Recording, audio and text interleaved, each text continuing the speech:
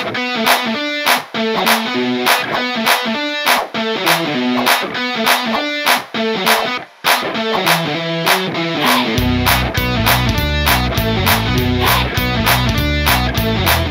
think it would be yung isang 9 hog. Actually, 11 hog nga ata. 11 tama. 11 hog siya with Sir Kimpy and Miss Ayan. Kasi sobrang ang emotional nung scene. Tapos supposedly 11 sequences siya na kukunan dire-diretso. Pero dahil yung camera setup, kailangan mag-change halfway nung scene. So, dinivide yung hog into 3 batches. So, 4 hog, tapos 4 hog, tapos 3 hog.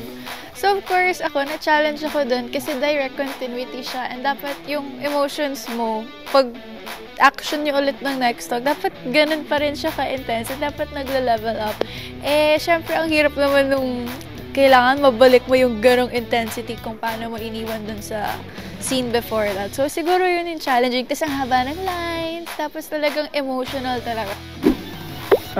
Yung eksena ko sa mom ko, yung eksena ko sa mom ko na magbe-break sa sama ng loob ko sa kanya at sa away namin sa isa't isa.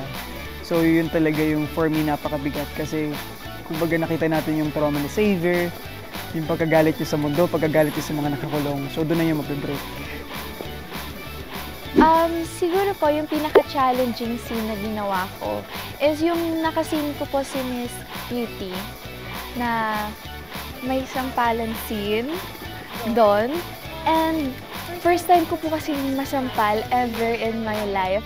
Kaya medyo kinakabahan. And yung scene na po yun yung pinaka-masasabi kong breaking point ng character ko.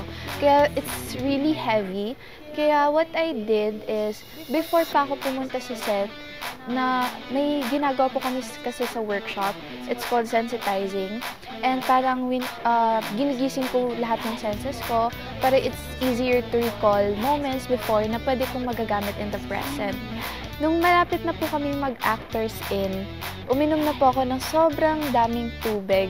Kasi actually, it's a must kapag may iyakan scene kasi importante na sapat yung water mo sa body mo. And then nung nasa set na po kami, in-apply ko po yung mga natutunan ko sa workshop na binigay sa akin ng Sparkle. And ayun, nag-recall lang ako ng mga moments ko sa life before na I think kinda similar sa nangyayari dun sa scene. And yun po, nakarating naman ako sa emotions and na very good ako ni Direk for the first time. Siguro emotionally, the most challenging scene for me, yung confrontation ko with my father.